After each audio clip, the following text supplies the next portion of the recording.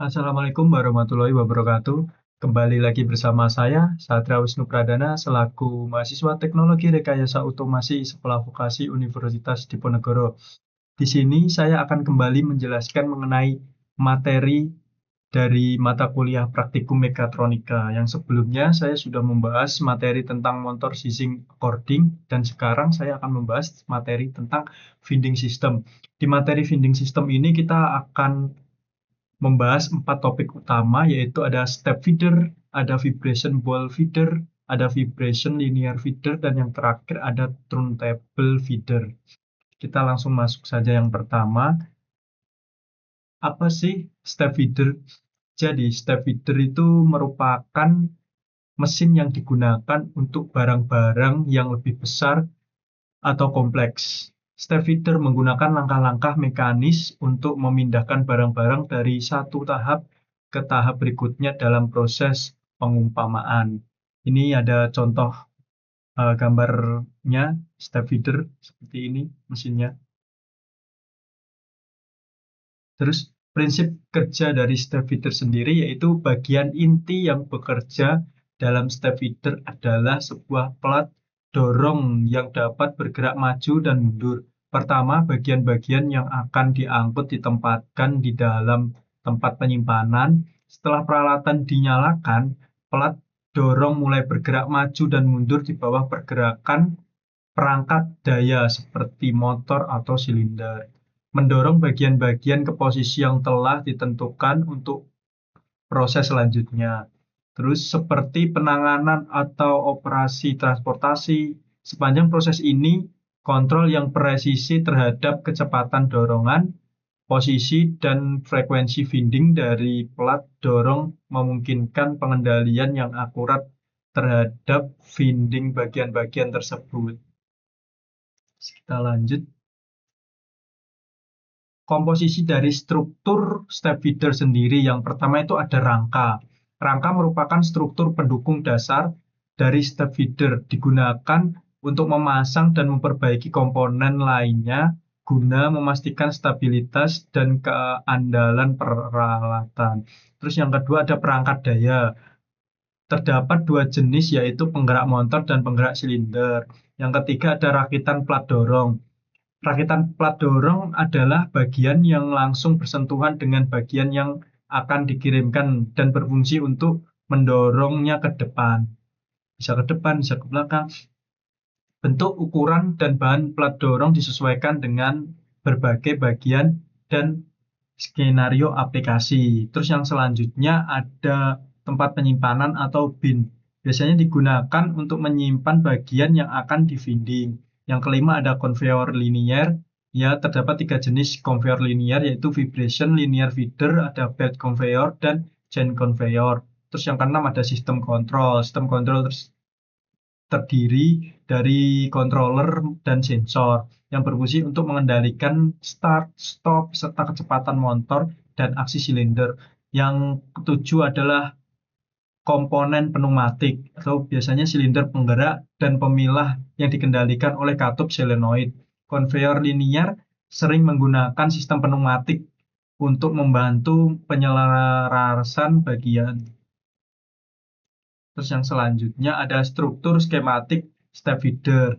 Yang pertama yang di sini itu namanya base plate. Terus yang kedua di dalam sini ada motor. Terus yang ketiga ada pushing device. Keempat ada plate bracket. Yang kelima ada fixed plate. Yang keenam yang di sini nih ada moving plate. Yang ketujuh ada linear feeder. Yang ke-8 ada linear track. Yang ke-9 ada bin. Yang ke-10 ada return track. Dan yang terakhir yang ke-11 ada outer channel. Terus selanjutnya apa sih keunggulan dari step feeder? Jadi keunggulan dari step feeder yang pertama adalah tingkat kebisingan lebih rendah. Jadi tidak menimbulkan kebisingan yang sangat bising. Dia sistemnya halus dan nggak ada kemungkinan kebisingannya itu rendah. Terus yang kedua ada kemampuan menangani komponen lebih besar dan berat. Biasanya di step feeder dapat menangani bagian yang lebih besar, entah barang atau suatu hal yang berat, besar, dan lebih dibandingkan vibrator balls. Contohnya kayak step feeder dapat memasok batang silinder sepanjang 200 mm ke mesin Candler's grinding, sesuatu yang sulit dilakukan oleh vibrator Bowles. Yang ketiga, mampu melakukan winding jarak jauh. Dengan tambahan belt conveyor yang tadi atau chain conveyor, step feeder dapat dengan mudah mencapai winding jarak jauh hingga 1 meter maupun lebih. Terus yang keempat, ada struktur sederhana dan keandalan tinggi. Struktur lebih sederhana dibandingkan dengan vibrator Bowles. Terus ada berjalan dengan stabil dan jarang mengalami kegagalan selama operasi. Yang keempat, ada biaya pemeliharaannya lebih rendah.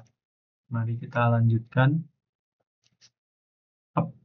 Kekurangan dari step feeder sendiri yaitu satu, ukurannya besar. Yang tadi dijelaskan, jika dia bisa memuat barang-barang yang besar dan berat, maka yang jelas ukurannya yang sangat besar. Terus yang kedua, itu tidak cocok untuk komponen yang kecil.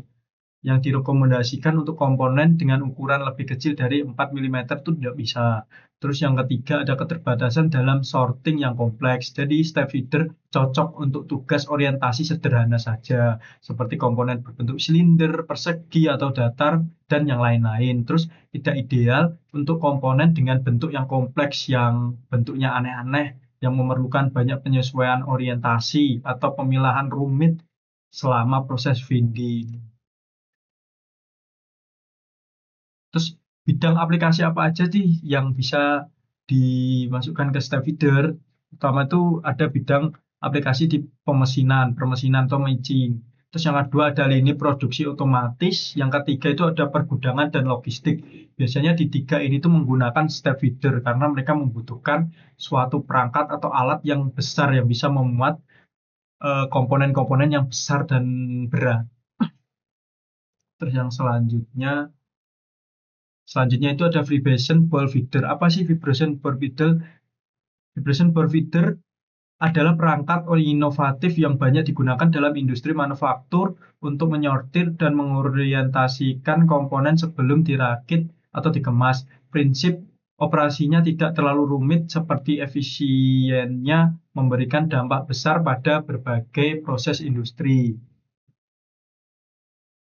Terus ini merupakan komponen sistem vibrator feeding. Yang pertama itu namanya vibratory driver unit. Yang kedua itu ada vibratory bowl. Yang ketiga ada linear feeder. Yang keempat ada linear track. Yang kelima ini namanya mounting base.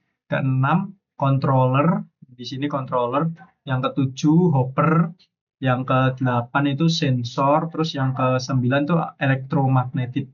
Di sini electromagnetic valves and air ball component. Misalnya komponen 1 dan 6 merupakan bagian utama yang wajib ada dalam vibratory feeding, sedangkan komponen 7 ini hopper dan electromagnetic valves itu bersifat opsional dan dipilih berdasarkan jenis komponen yang diolah serta kebutuhan teknis tertentu. Terus ada core mekanisme ball feeder. Jadi ball feeder yang dipasang pada suatu unit penggerak yang bergetar merupakan inti dari perangkat ini. Unit penggerak mengandung satu set elektromagnet yang disetel dengan pegas untuk menciptakan getaran yang terarah dan lembut. Getaran ini adalah aspek utama yang memungkinkan ball feeder bekerja. Ketika unit penggerak diaktifkan, getaran merambat melalui pegas menyebabkan ball feeder tersebut berosilasi. Getaran dikendalikan oleh frekuensi dan amplitudo arus listrik. Frekuensi menentukan seberapa cepat getaran terjadi, dan sementara amplitudo mempengaruhi jarak dari setiap getaran tersebut. Dengan menyesuaikan parameter ini, operator dapat mengatur ball feeder agar dapat menangani berbagai jenis komponen dengan bentuk dan ukuran yang berbeda-beda. Nah, part sorting dan orientasi dari ball feeder. Pengguna menuangkan komponen acak ke dalam ball feeder yang bergetar. Jadi ball feeder itu selalu bergetar gitu. Ball feeder menyusun dan mengorientasikan komponen satu persatu menggunakan lintasan khusus dengan perangkat seperti pin. semburan udara maupun bilah. Komponen yang tidak sesuai orientasi tersebut akan diatur ulang atau dikembalikan ke ball feeder tadi. Hanya komponen yang terorientasi dengan benar yang mencapai ujung lintasan untuk proses perakitan berikutnya. Orientasi yang tepat sangat penting untuk memastikan perakitan yang presisi, seperti skrup yang harus diposisikan dengan kepala menghadap ke atas. Yang selanjutnya, teman-teman merupakan peran dari hopper pada ball feeder. Komponen penting lainnya adalah hopper. Jadi saat menangani volume komponen yang tinggi, hopper digunakan sebagai perangkat penyimpanan massal yang secara otomatis memasok komponen ke dalam ball feeder sesuai kebutuhan. Ini membantu menjaga pasokan komponen yang stabil ke mesin dan mengurangi waktu henti serta meningkatkan efisiensi. Selanjutnya itu aplikasi penting pada ball feeder. Ball feeder tetap menjadi elemen utama dalam otomatisasi proses perakitan. Alat ini banyak digunakan di berbagai industri, termasuk otomotif, elektronik, farmasi, dan pemrosesan makanan. Ball feeder sangat penting dalam otomatisasi perakitan, di mana orientasi komponen yang tepat dan kecepatan pengumpanan sangat krusial. Sebagai contoh, dalam industri otomotif, ball feeder digunakan untuk memasok komponen-komponen seperti baut, mur, dan berbagai bagian kecil untuk perakitan. Seiring dengan upaya industri menuju otomatisasi dan efisiensi yang lebih besar, peran ball feeder diperkirakan akan semakin berkembang, menegaskan pentingnya dalam masa depan manufaktur dan otomatisasi. Terus yang selanjutnya itu ada vibration linear feeder. Jadi vibration linear feeding atau feeder itu memainkan peran penting dalam peralatan otomatis. Biasanya terdiri dari ball feeder dan linear feeder. Para insinyur desain peralatan otomatis sering bertanya mengapa komponen tidak dapat langsung diambil dari keluaran ball feeder, tetapi harus terlebih dahulu dipindahkan melalui linear feeder hingga ke ujung lintasan linear. Ini merupakan gambar dari linear feeder.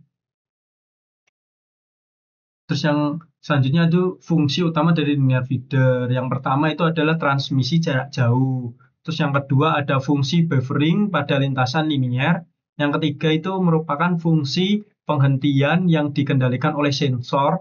Dan yang keempat ada reciprocating linear feeder yang merupakan dua arah atau aplikasi khusus dari sistem linear feeding di mana terdapat dua lintasan pada vibrator linear. Jadi lintasan utama dan lintasan sekunder. Lintasan utama itu bertanggung jawab mengangkut komponen ke depan, sementara lintasan sekunder mengembalikan komponen yang tidak diambil oleh peralatan kembali ke ball feeder. Nah, yang selanjutnya ada turntable feeder. Apa sih turntable feeder? Turntable feeder adalah perangkat otomatisasi yang digunakan untuk mengatur, menyortir, dan mengumpankan komponen dalam jalur produksi. Berbeda dengan vibrator feeding system, turntable feeder menggunakan meja putar yang berputar dengan kecepatan yang dikontrol untuk menyusun dan memindahkan komponen ke posisi yang ditentukan. Nah, prinsip kerja dari turntable adalah turntable biasanya itu bekerja dengan cara berikut. Yang pertama, ada komponen ditempatkan secara acak di atas meja putar. Yang kedua, meja putar berputar dengan kecepatan yang telah disesuaikan, membawa komponen ke mekanisme penyortiran. Yang ketiga itu mekanisme penyortiran seperti pemandu, pin atau sensor, memastikan bahwa komponen tersusun dengan orientasi yang benar. Terus yang ketiga atau keempat itu komponen yang telah tersusun dengan baik dipindahkan ke jalur berikutnya seperti konveyor atau robotic pick atau flash system. Terus yang terakhir ada komponen yang tidak sesuai orientasi dikembalikan ke dalam sistem untuk proses penyortiran ulang. Nah, sekarang fungsi dan keunggulan turntable. Yang pertama itu adalah penyortiran dan pengaturan orientasi komponen. Jadi turntable feeder itu memastikan bahwa setiap komponen tersusun dalam orientasi yang benar sebelum masuk ke tahap produksi berikutnya. Terus yang kedua ada kapasitas pengumpanan yang stabil. Jadi dibandingkan dengan ball feeder tadi, turntable feeder dapat menangani komponen dengan jumlah yang sangat besar dan kecepatannya yang stabil dan minim getaran juga. Terus yang ketiga ada mengurangi kebisingan dan keausan. Jadi karena sistem ini menggunakan gerakan rotasi yang halus dibandingkan dengan getaran, tingkat kebisingannya itu lebih rendah. Terus yang terakhir ada fleksibilitas dalam penyesuaian kecepatan dan ukuran komponen. Yang selanjutnya itu ada aplikasi turntable. Yang pertama itu di industri otomotif. Jadi di industri otomotif ini untuk mengumpankan komponen kecil seperti baut, mur, dan cincin pengunci dalam jalur perakitan tersebut. Yang kedua ada industri elektronik untuk menyusun dan mengatur komponen PCB sebelum proses soldering atau perakitan lebih lanjut. Yang ketiga ada industri farmasi, biasanya untuk mengatur kapsul, botol kecil, maupun blister pack sebelum proses pengisian dan pengepakan. Terus yang terakhir ada industri makanan dan minuman. Biasanya itu untuk mengumpankan wadah atau tutup botol sebelum proses pengisian dan penyegelan.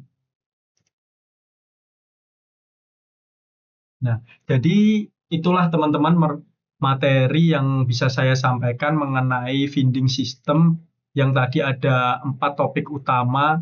Semoga membantu teman-teman semua. Sekian dari saya. Terima kasih. Jangan lupa like, komen, dan subscribe. Dadah.